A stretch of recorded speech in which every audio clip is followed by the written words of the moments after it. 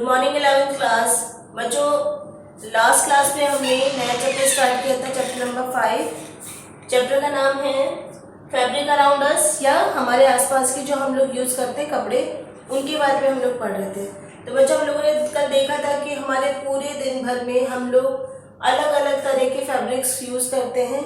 जैसे हमारे सोने बिछाने के वस्त्र अलग होते हैं, उसी तरह से हमारे नहाने के वस्त्र अलग हैं, तो हमारे पहनने के वस्त्र अलग होंगे। हमारे लिए हैंकी अलग टाइप का होगा, तो हमारे सॉक्स अलग तरह के होंगे, और हमारी स्कूल यूनिफॉर्म अलग तरह की होगी। उसी तरह से आपका स्कूल ले जाने वाला बैग का फैब्रिक भी अलग तरह का होता है। तो ये कल लास्ट क्लास में हमने पढ़ा था। बच्चों, आज हम लोग जो आज की क्लास में पढ़ेंगे वो है classification of textile fibre. Classification of textile fibre या वस्त्र रेशों का वर्गीकरण। बच्चों, वस्त्र रेशों का मतलब यह है कि एक्चुअली में जो हमारे पास रेशे हैं या जो हमारे पास जो फाइबर है, उनका ओरिजिन कहाँ से हुआ है, मतलब उनकी उत्पत्ति कहाँ से हुई है। वो नेचुरल है या वो मैनमेड है, मतलब कि वो या तो हमारे आसपास में प्रकृति में मिलते हैं या उसको इंसान ने बनाया है। ठीक है, ये सब मतलब अलग अलग तरह के फाइबर्स होते हैं। इनमें बच्चों कई बार हम लोग केमिकल्स यूज करके भी फाइबर बनाते हैं। ठीक है, तो ये जो फाइबर्स हैं वो जो है वो अलग अलग तरह के होते हैं। तो बच्चों, इसमें जो होता है हम लोग पढ़ेंगे, सबसे फर्स्ट में इसमें आएगा नेचुरल फाइबर, प्राकृतिक रेशे। प्राकृतिक रेशे जो होते हैं बच्चों, वो हमारे आसपास हमारे को प्रकृति से मिलते हैं। मीन्स ऐसा रेशे जो हमारे प्रकृति में मतलब नेचर में जो पाए जाते हैं वो नेचुरल फाइबर या प्राकृतिक रेशा कहलाते हैं। प्राकृतिक रेशा जो होता है उनको हमने 4 भागों में डिवाइड करा है। पहला है बच्चों इसमें सेल्यूलोसिक रेशा। मीन्स इसका ये होता है बच्चों, सेल्यूलोज आपने पढ़ा होगा। सेल्यूलोज जो होता है वो इसमें अपने वनस्पति जगत में आता है। मीन्स जो हमारे जितने भी प्लांट्स हैं उससे रिलीज होता है सेल्यूलोज। सेल्यूलोज वाले जो प्लांट्स होते हैं वो है बच्चों जैसे सीड हेयर्स में आप लोगों ने कभी कॉटन का फ्लावर देखा? कॉटन का फ्लावर हुआ जिसको हम लोग कपोक कहते हैं। ये कपोक भी अलग तरह का चीज होता है, कॉटन जैसा ही होता है। ये होता है उसमें एक आता है बास्ट रेशा मीन्स ये होता है बच्चों, उसमें हम लोग हेम्प, जूट, लिनन इनको यूज करते हैं। बच्चों, हेम्प का मतलब क्या होता है? हेम्प का मतलब वो होता है जो मोटी रस्सी नहीं आती जिसको चुभती है जो हमारे हाथों को, वो होती है हेम्प। और जूट तो अपन लोग जानते हैं, सन जिसे बोलते हैं। जूट जो होते हैं जिससे बोरियां वगैरह बनती हैं और काफी अच्छे सुंदर इसमें आइटम्स बनते हैं, होममेड आइटम्स बनते हैं जूट के।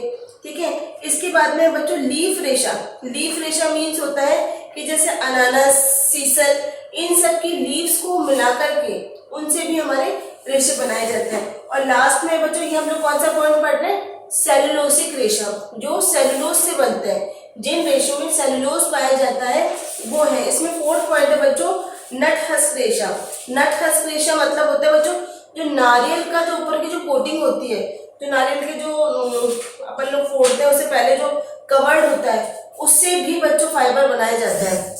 ठीक है, सेकंड बच्चों इसमें ये है, फर्स्ट था हम लोग नेचुरल रेशे में, फर्स्ट पॉइंट हमने पढ़ा था सेलुलोसिक रेशे। अब सेकंड है वो है प्रोटीन रेशे का मीन्स है कि बच्चों प्रोटीन कहाँ से मिल रहा है हमको? प्रोटीन ज्यादातर हमारे को एनिमल्स से मिलता है। ठीक है, तो एनिमल्स का ऐसा कौन सा फाइबर है जो एनिमल्स से मिलता है? बच्चों, सबसे ज्यादा जो हम लोग जानते हैं वो है ऊन। ठीक है, जो ऊन होती है, जो वूल है, वो हमारे को जंतु से मिलती है। जंतु कौन कौन से होते हैं बच्चों? उसके लिए देखो, भेड़ तो हम लोग जानते हैं कि सबसे बड़ी बात है भेड़ होती है। इसके अलावा बकरी, ऊंट और इन सब से भी हमारे को फर मतलब ऊन मिलती है। बच्चों, फर भी होता है, फर रेशा वगैरह भी पाए जाते हैं। सॉरी बच्चों। सेकंड है बच्चों जंतु स्त्राव मतलब एक्चुअली में क्या होता है कि कुछ एनिमल्स हैं या कुछ एनिमल्स तो नहीं कह सकते हम लोग, एक कीट होते हैं। ठीक है, छोटे छोटे इंसेक्ट्स होते हैं। वो जब शहतूत के जो पौधा होता है उसकी लीव्स को खाते हैं और लीव्स को खा करके अपने मुंह से, जब वो डाइजेशन उनका हो जाता है, अपने मुंह से जो स्लाइवा जो निकालते हैं वो सलाइवा उसके चारों तरफ लिपटता जाता है। बच्चों एक तरह की लट होती है जो हम लोग को कई बार सब्जी में नहीं मिल जाती, इस टाइप का इसका मतलब फिगर होता है। ये जो होता है ये एक तरह की मतलब लाइफ साइकिल होती है इसकी। तो इसमें जो साइकिल होता है जब वो थोड़ी बड़ी होती है, शहतूत के पत्ते खाती है, उसके बाद उसको अपने शरीर बनाने के लिए ये शहतूत के पत्तों को थूक के अंदर मतलब अपने सलाइवा के रूप में निकालती है और चारों तरफ से उसको लपेट लेते हैं और उसके अंदर वो पैक हो जाता है। वो जो कीड़ा है उससे भी कोकून कहलाता है। कोकून वो बच्चों जो लोग सेरिकल्चर का काम करते हैं, जो रेशम बनाते हैं, वो लोग क्या करते हैं इसी समय इसी प्रोसेस में जो गर्म पानी होता है, उबलता हुआ पानी होता है, उनमें उन कोकून्स को डाल देते हैं। उस कोकून्स को डालने से क्या होता है बच्चों, जो रेशा होता है वो खुल जाता है, उसका सेलुलोज जो होता है वो जो चिपका हुआ होता है आपस में वो बिल्कुल नरम पड़ जाता है और बहुत लंबा बहुत प्यारा सिल्क का रेशा हमारे को मिल जाता है। और वो जो कीड़ा होता है बच्चों गर्म पानी में वो खत्म हो जाता है। अच्छा, इसके बाद बच्चों हम लोग पढ़ते हैं खनिज रेशे मतलब बच्चों मेटल के भी रेशे होते हैं, जैसे एस्बेस्टस है। एस्बेस्टॉस जो होता है बच्चों ये कई बार मतलब जिससे ऐसे कपड़े पहनते हैं हम लोग जो कभी आग लग जाती कर जाती तो जो स्पेशल टाइप की जो उनकी ड्रेस होती है उसमें इसका यूज किया जाता है। तो ये भी एक तरह का फाइबर है। फोर्थ और लास्ट है प्राकृतिक रबड़। ठीक है, जो नेचुरल रबड़ होता है उससे भी कई तरह के रेशे बनाए जाते हैं। तो बच्चों हम इसके बाद जो हम लोग पढ़ेंगे वो है बच्चों उसके अंदर यह है कि कुछ जो फाइबर्स हैं वो इंसानों ने बनाए हैं। ठीक है, इंसानों ने उसको मैन्युफैक्चर किया है या निर्मित किया है। ठीक है, तो इस तरह के जो रेशे होते हैं उनको हम लोग मानव निर्मित रेशे या मैन्युफैक्चर रेशे भी कहते हैं। तो बच्चों इसमें क्या होता है कि हम लोगों ने देखा है कि अधिकतर हमारे आसपास में हमारे को कॉटन का फूल आराम से देखने को मिल जाता है। और इसमें क्या होता है बच्चों, कॉटन का फूल कई बार अपन लोग हवा करके उसको उड़ाते हैं फूल से। ठीक है, उसमें बीच में छोटा सा बीज होता है और चारों तरफ उसमें छोटे छोटे रेशे होते हैं। ठीक है, और हम लोगों ने कई बार लंबे बाल वाली भेड़ भी देखी है।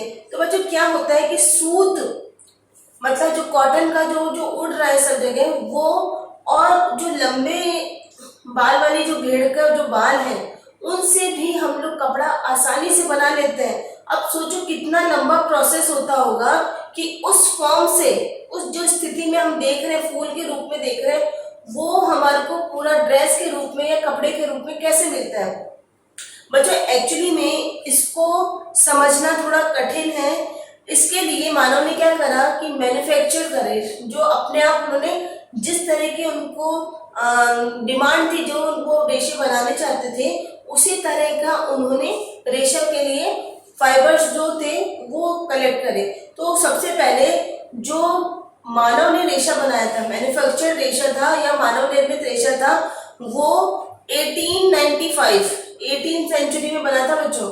1895 में बनाया गया और अधिकांश जो अभी हम लोग देख रहे हैं 20वीं सदी के जो है वो अभी बन रहे हैं। बच्चों इसमें क्या होता है कि जब हमारे को रेशे बनाने होते हैं तो हमारे को कुछ इसमें मतलब इंग्रेडिएंट्स चाहिए। जैसे इंग्रेडिएंट्स में होते हैं कॉटन अपशिष्ट, जैसे कॉटन के अंदर कपास हो गया, लकड़ी की लुगदी हो गई। ठीक है, और ये सब जो होते हैं वो हमारे धागे को बनाने में काम आते हैं। बच्चों कभी आपने देखा नमकीन बनाते हुए, नमकीन बनाने के लिए हमारे को अलग अलग तरह की जालियां लगाते हैं लोग, जो उसका जो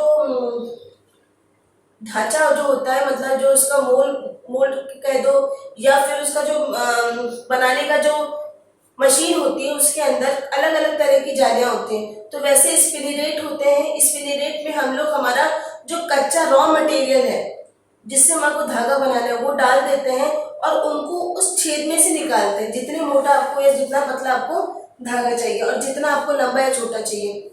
ठीक है, तो इसको बनाने के लिए अलग अलग प्रोसेस होते हैं। कई बार जो होते हैं वो जो रेशे होते हैं उनकी क्वालिटी अलग अलग बनाने के लिए हम लोग अलग अलग चीजों का यूज करते हैं और इस प्रकार से हम लोग हमारे कपड़े बना सकते हैं। बच्चों ये चैप्टर थोड़ा सा डिफिकल्ट है, अलग टाइप का है, लेकिन ये क्या टेक्सटाइल जो नॉलेज है बच्चों, टेक्सटाइल एजुकेशन जो है हमारे टेक्सटाइल डिजाइनिंग उसके बेसिक है ये।